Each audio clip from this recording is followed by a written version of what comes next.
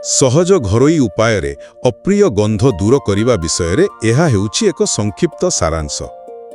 ଆମ ଦୈନନ୍ଦିନ ଜୀବନରେ ରୋଷେଇ ଘରଠାରୁ ଆରମ୍ଭ କରି ଶରୀର ପର୍ଯ୍ୟନ୍ତ ବିଭିନ୍ନ ପ୍ରକାରର ଜିଦ୍ଦିଆ ଗନ୍ଧକୁ କିଭଳି ବିନା ପଇସା ଖର୍ଚ୍ଚ କରି ନିଜ ଘର ଜିନିଷ ଦ୍ୱାରା ହଟାଇ ପାରିବା, ଆଜି ଆମେ ସେ କଥା ଜାଣିବା। ପ୍ରଥମେ ଆସନ୍ତୁ ରୋଷେଇ ଘର କଥା କହିବା, କାରଣ ସେଇଠୁ ହିଁ ସବୁଠୁ ବେଶୀ ଗନ୍ଧ ଆସେ, ଠିକ୍ ନା?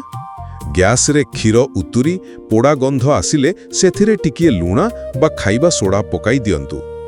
ଗ୍ରାଇଣ୍ଡରରୁ ଦୁର୍ଗନ୍ଧ ଆସୁଥିଲେ ଖଣ୍ଡେ ଆଳୁ କିମ୍ବା ମୂଳାପତ୍ର ପେଷିଦେଲେ ଦେଖିବେ ମ୍ୟାଜିକ୍ ପରି ଗନ୍ଧ କେମିତି ଗାୟବ ହୋଇଯିବ।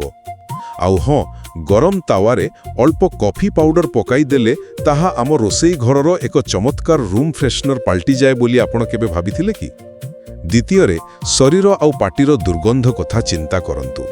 ହାତରୁ ପିଆଜ ବା ମାଛ ଗନ୍ଧ ଛାଡ଼ୁନଥିଲେ ଲେମ୍ବୁ ରସରେ ଟିକିଏ ଲୁଣ ମିଶାଇ ଘଷିଦେବେ। ରସୁଣ ଖାଇବା ପରେ ଅଳ୍ପ ଗୁଡ଼ ବା ପାନମଧୁରୀ ଖାଇଦେଲେ ପାଟିରୁ ଆଉ ଖରାପ ଗନ୍ଧ ଆସିବ ନାହିଁ। ଆମେ ଦେହ ପାଇଁ ଦାମୀ ପରଫ୍ୟୁମ୍ କିଣିବାକୁ ଦୌଡ଼ୁ, କିନ୍ତୁ ଗାଧୁଆ ପାଣିରେ ଟିକିଏ ଗୋଲାପ ଜଳ ମିଶାଇଲେ ତାହା କେତେ ଭଲ କାମ କରେ ତାହା ଆମେ ଭୁଲିଯାଉ ନାହିଁ କି?